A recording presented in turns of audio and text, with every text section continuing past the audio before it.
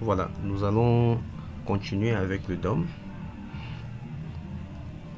Aujourd'hui, nous allons essayer d'étudier le formulaire. Par rappel, le DOM, nous l'avions défini comme une représentation d'objets, des balises HTML que l'on peut manipuler depuis JavaScript. Donc, en quelque sorte, une page HTML sera représentée sous forme des objets et ces objets seront accessibles depuis JavaScript. Et cette représentation s'appelle le DOM. Alors, j'ai préparé un petit formulaire, une page CSS, bon, rien d'aussi alarmant. Et en tout, ça donne quelque chose de similaire. Voilà.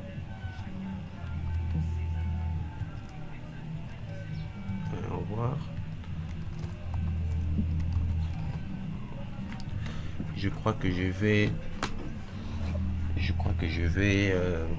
les centrer un peu pour que, voilà quoi. Pour les centrer, moi ce que je vais faire, je vais sur tout ce que j'ai écrit, je vais aller dans le formulaire.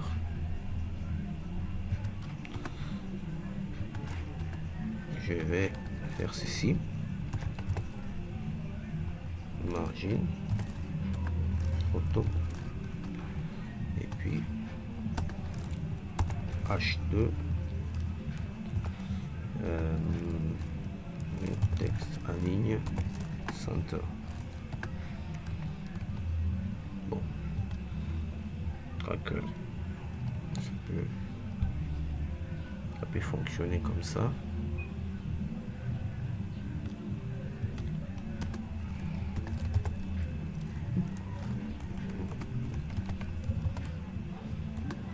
Padding 100 pixels. On va plutôt faire top. Ah, apparemment c'est pas ce qu'on voulait faire. Je crois que nous allons plutôt ajouter ici margin top.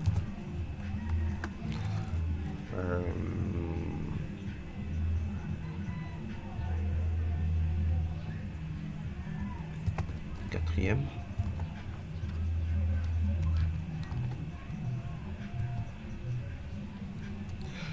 Voilà. Je peux passer le bouton groupe.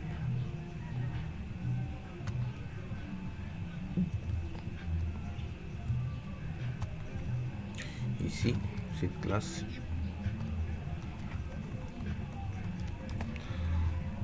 nous allons passer ceci.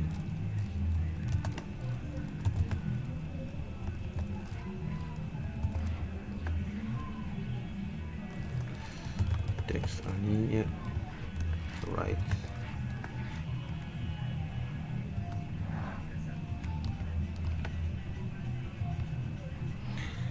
Et donc voilà.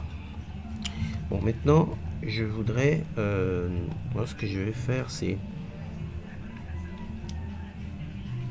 de pouvoir, je vais supprimer tout ça. Moi ce que je vais faire, c'est de pouvoir accéder à toutes les données qui sont ici. Alors moi ce que je vais faire, c'est quand je clique ici, vous voyez que ça me ramène vers la même page. Ça me ramène vers la même page tout simplement parce que nous n'avons rien mis. Donc ça veut dire que je ne veux me rediriger que vers la même page, mais en même temps j'ai les différentes variables qui sont passées par l'URL. Alors la première chose que je voudrais faire, je voudrais empêcher que lorsque je clique, que je puisse me ramener sur la même page. Alors, pour ce faire, je vais aller dans JavaScript. Je vais capturer les formulaires. Donc, var form égale document point query selector form. Voilà, le formulaire est capturé. Alors je vais maintenant empêcher la soumission du formulaire. Add even listener submit. On fera une variable péché. Alors tout ce qu'on veut faire, on voudrait écouter lorsqu'il y a soumission du formulaire, et bien que l'on puisse empêcher ces soumissions. Ce qu'on va faire, c'est ajouter prevent default. Voilà. Quand j'actualise, je vais enlever tout ça. Quand j'actualise, vous voyez, ça ne se redirige plus. Je peux même après faire un alerte pour voir. Ça fonctionne sans problème. Maintenant, ce qu'on veut faire, c'est maintenant en ce moment, c'est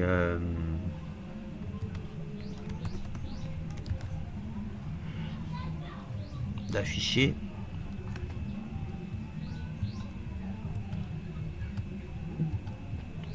tout ceci depuis un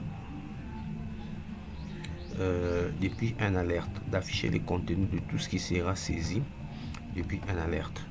Donc ce qu'on va dire, ce qu'on va faire, c'est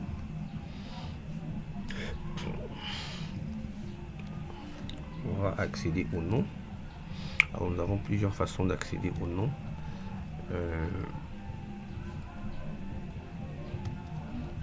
La manière la plus simple, puisque nous avons déjà nous leur avons attribué de name, ce qu'on peut faire, c'est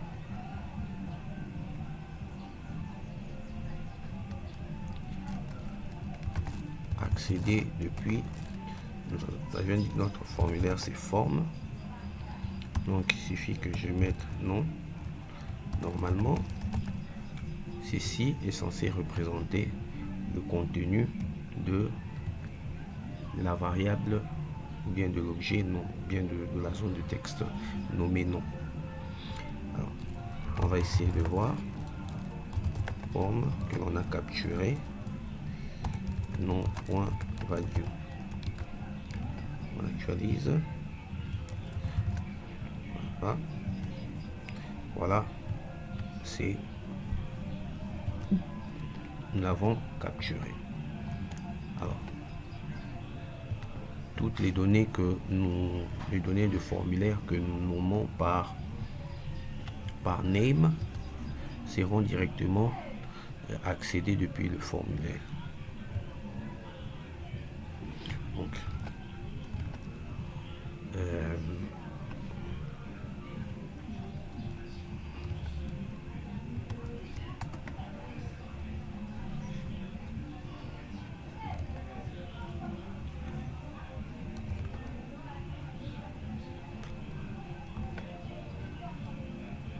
je crois que ce que je vais faire,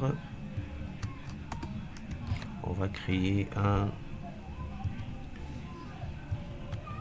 panneau tout en bas.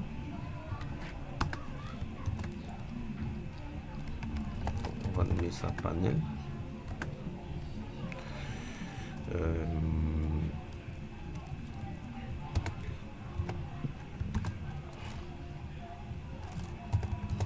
Maintenant,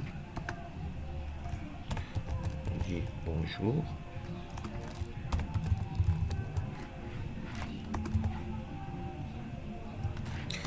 On dit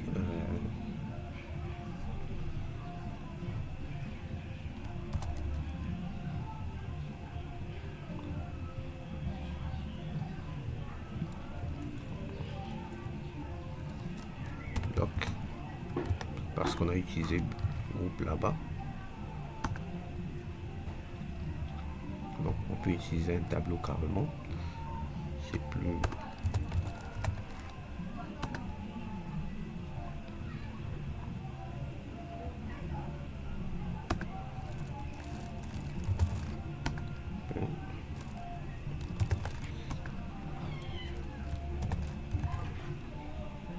Voilà, TD. C'est ici que nous allons mentionner notre nom. Voilà. À part ça, nous avons le prénom et la description.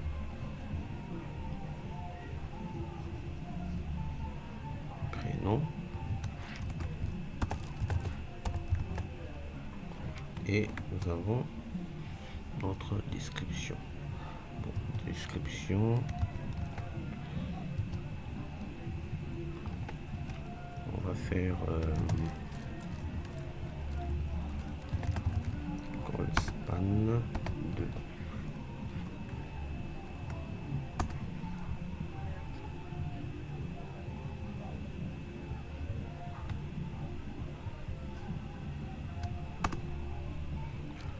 Lorem, on fait ça comme ça.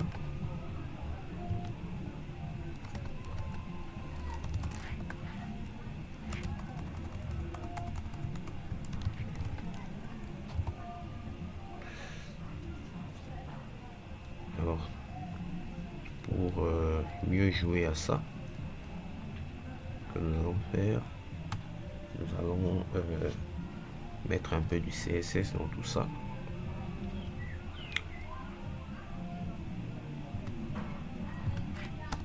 Ok, alors panel. La première chose, on va centrer ça, margin, auto. Bon, elle est déjà assez grande, donc elle est centrée. Alors on a max width 700, mettons 400 pixels.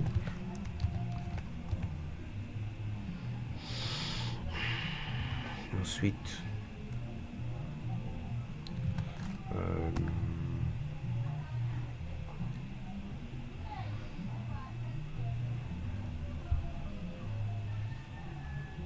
pourquoi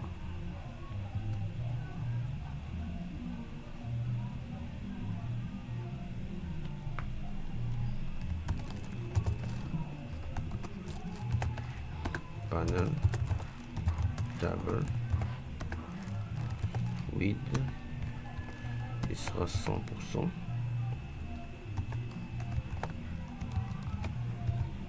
Bon. Ensuite nous avons panel table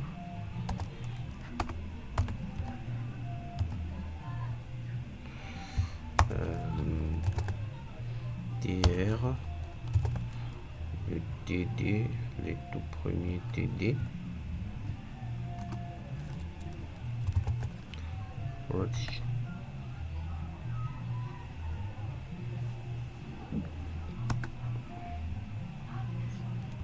Rothschild, width 1%. Bon, c'est pas très commode, donc je mets 30%.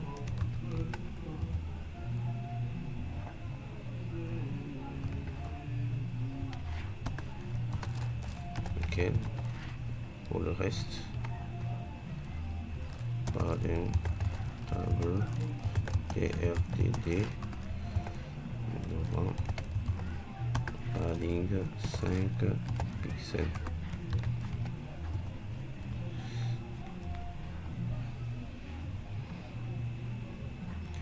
Voilà.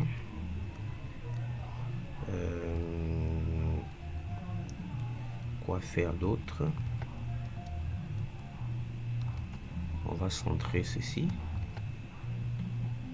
On a point panel H3, je pense. Texte en ligne, center.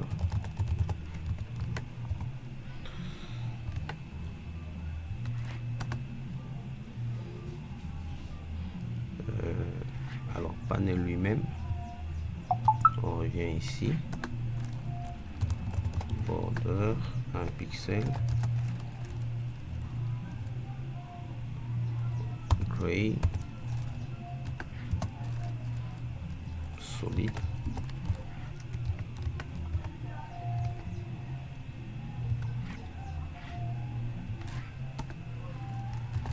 margin top, 50 pixels, et puis background color,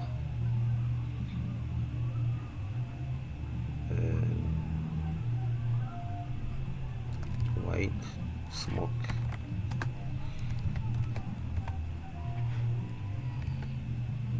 Ensuite, nous avons padding,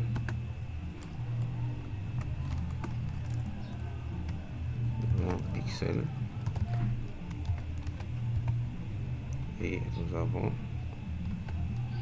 border radius,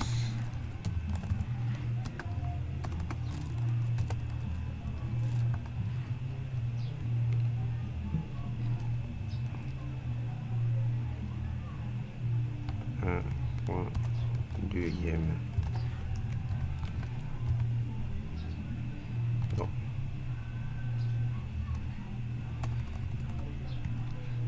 0.7.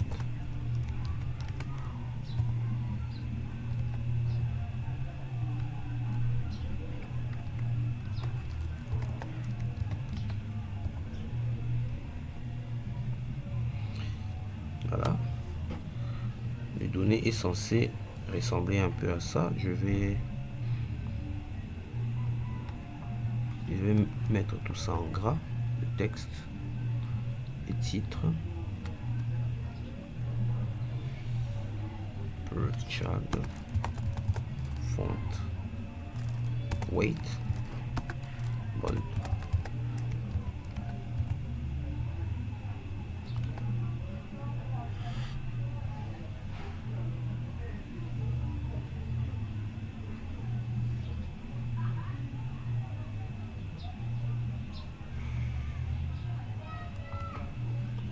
Alors, le problème est que celui-ci aussi est un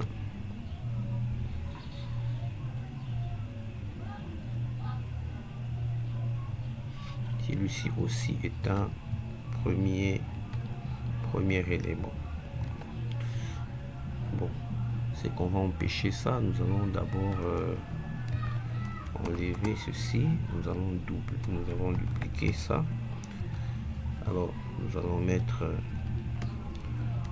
notre formule. Alors, nous, ce qu'on veut, on veut que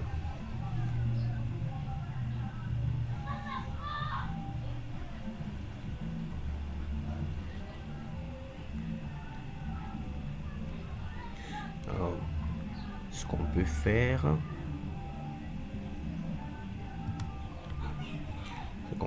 c'est dire que il ne s'agit pas d'un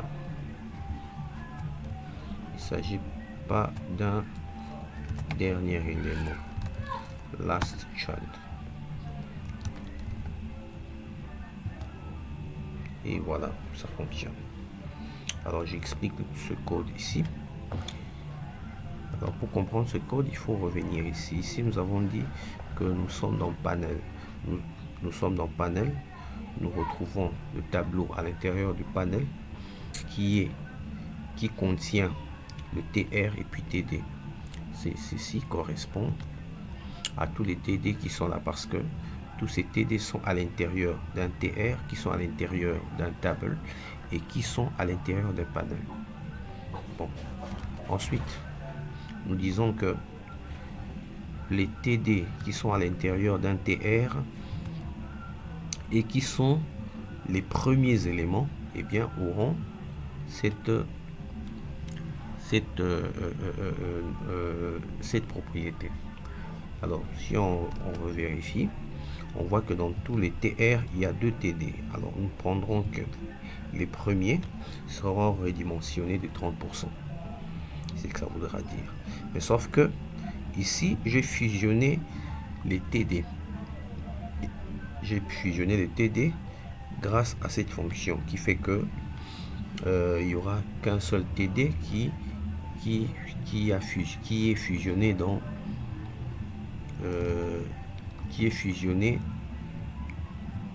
le tableau. Alors du coup, puisqu'il est fusionné, ça veut dire il répond aussi à ce critère. Voilà pourquoi nous ne pouvons pas mettre cette propriété là-bas, sinon celui-ci prendrait aussi la propriété. Alors, nous avons ajouté une astuce. On a dit, regardez dans le panel. Et à l'intérieur du panel, il y a un tableau où il y a un TR, mais à condition que ce TR ne soit pas le dernier élément du tableau. Et effectivement, ça tombe bien parce que ceci est TR est le dernier élément du tableau, puisqu'il y a 3 TR. Il y a ça, 3 colonnes, donc 3 lignes rangées, donc il y a ça, ça et ça. Alors vu que celui c'est la dernière rangée, eh bien nous l'avons exclu grâce à ce code. Et ensuite, nous appliquons ce qui a été dit là-bas. Bon, maintenant, ce que nous allons faire, nous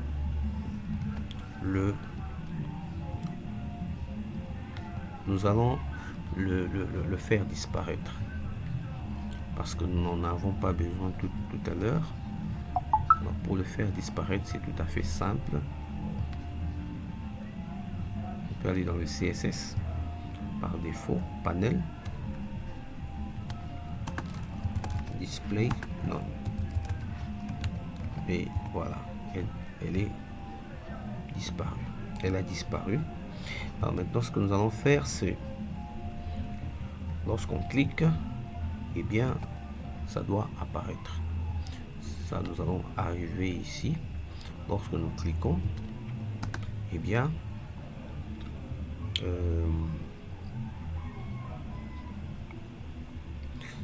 qu'est-ce que nous faisons? Nous pouvons accéder au panel. Nous disons document, query selector .panel, et du coup panel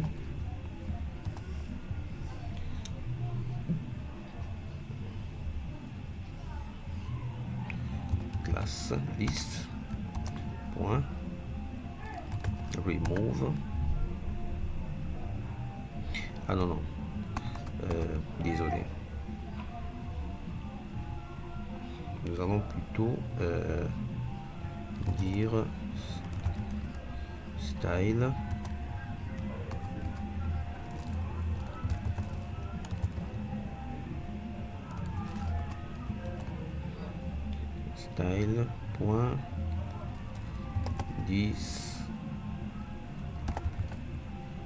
display égale bloc.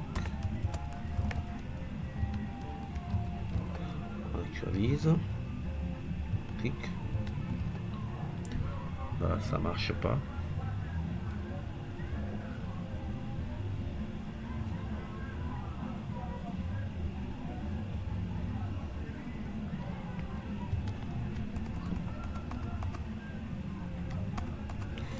On voit, reprenons un peu ça. Get element by ID style display bloc. Bon, on remplace tout ça par query selector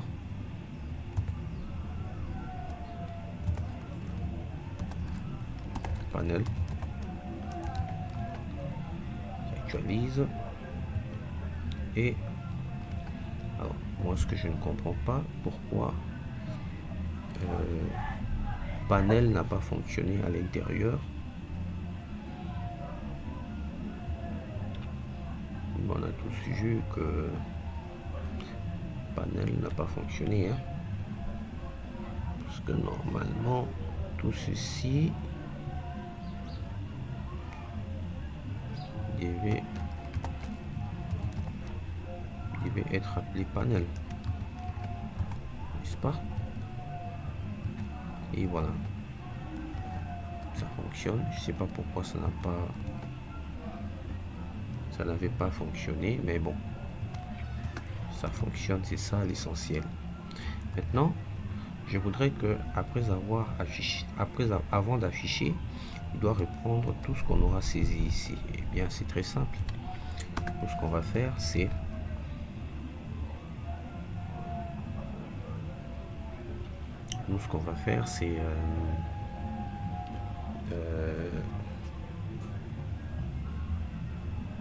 on va faire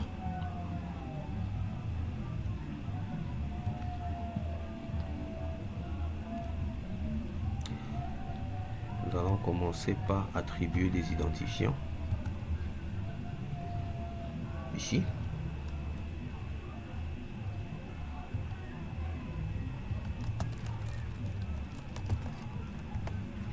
C'est logique. Ici, nous appelons nom. Ici, nous appelons prénom. Et là, nous appelons description. Bon. Maintenant, on revient à notre script. Nous allons faire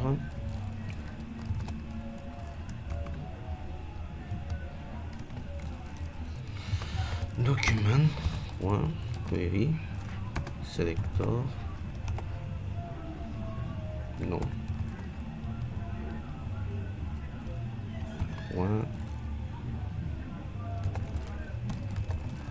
value égale non, attention, inner HTML, on peut même mettre inner text.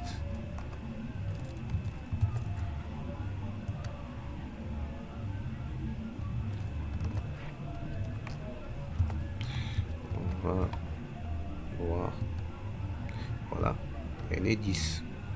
Donc, alors nous allons remplacer le 10 là par document. Non, on avait déjà les formulaires non. Value. Et donc voilà. Nom, prénom,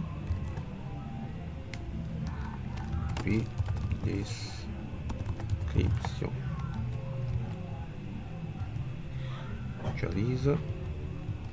Il y a un souci.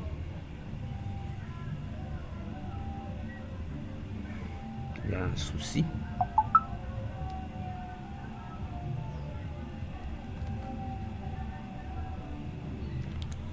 Le souci réside à quel niveau? Description. Nous n'avons pas bien écrit description. Donc, et voilà. On peut supprimer. On actualise. Et ça marche. Effectivement. On actualise encore. On écrit Romain, Robin. Bon, on peut copier la valeur aléatoire là.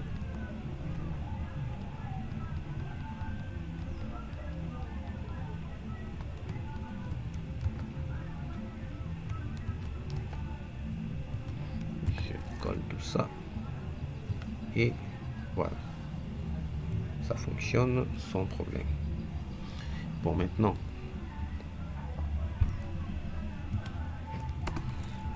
souci, j'initialise, ça fonctionne également sans problème.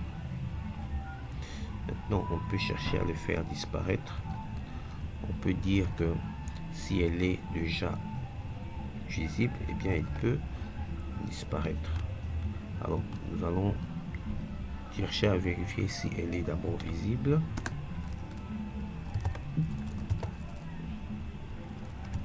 Panel. Point.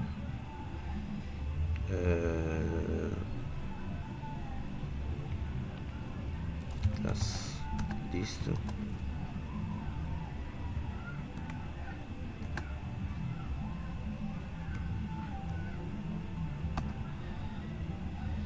Oui, content. Qu'est-ce que j'ai fait? C'est plutôt le style, non? Style display égale non. Voilà. On prend tout ça, on met dedans. Et sinon,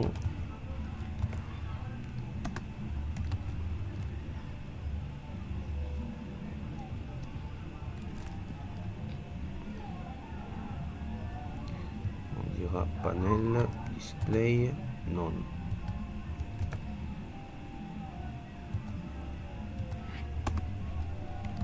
Et voilà. On actualise.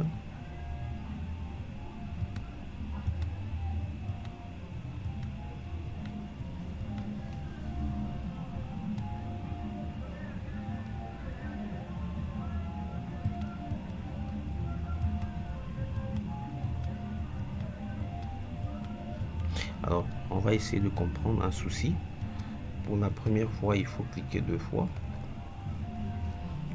Alors, pour comprendre pourquoi ça fait ça, alors nous allons afficher ce qui apparaît en premier lieu.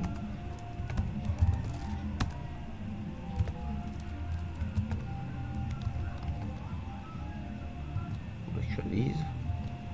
Alors, en premier lieu, il n'y a rien. En premier lieu, il n'y a rien. En deuxième lieu, il dit non. C'est ainsi que bon, pour remédier à ce système là, nous ce qu'on va faire c'est display bloc. Non, on peut plutôt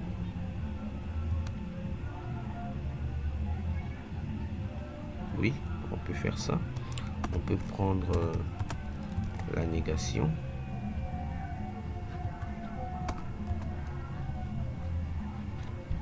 Mais attendez.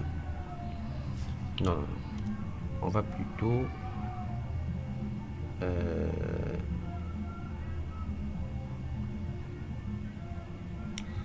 afficher ceci à chaque fois qui sera non.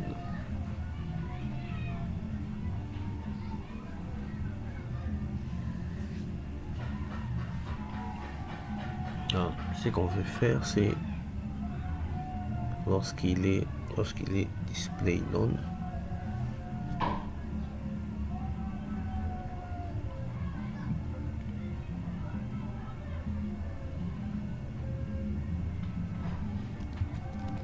on a là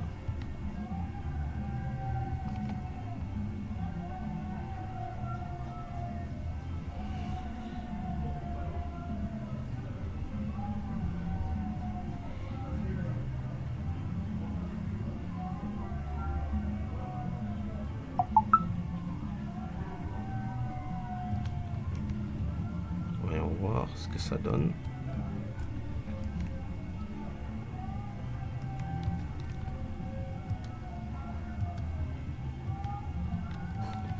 Non, ça marche pas.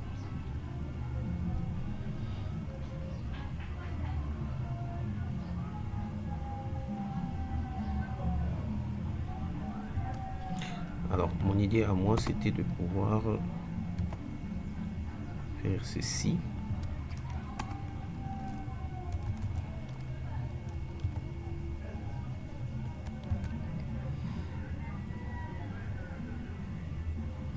s'il est non.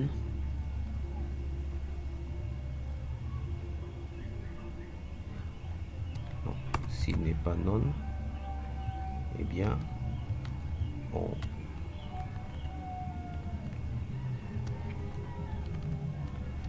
voilà, c'était ça l'idée. Je crois qu'il y a toujours un souci.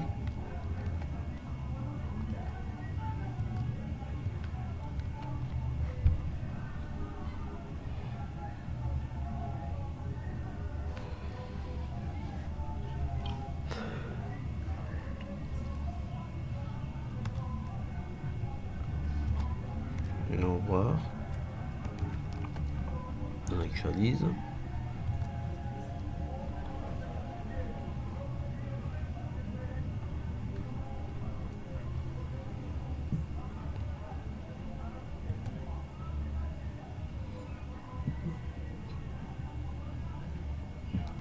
Display non.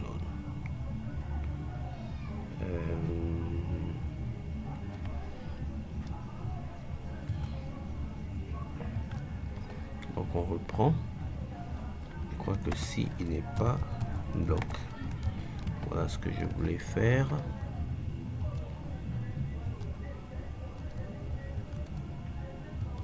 Voilà.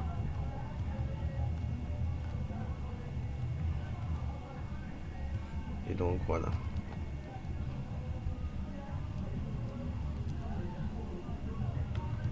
J'ai ajouté un petit style de panel. Margin bottom.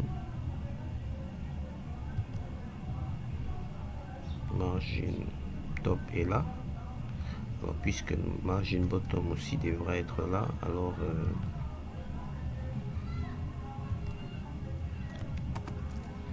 margin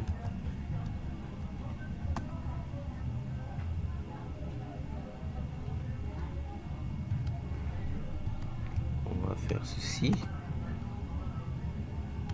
margin 50 pixels auto. Donc on actualise ça et voilà.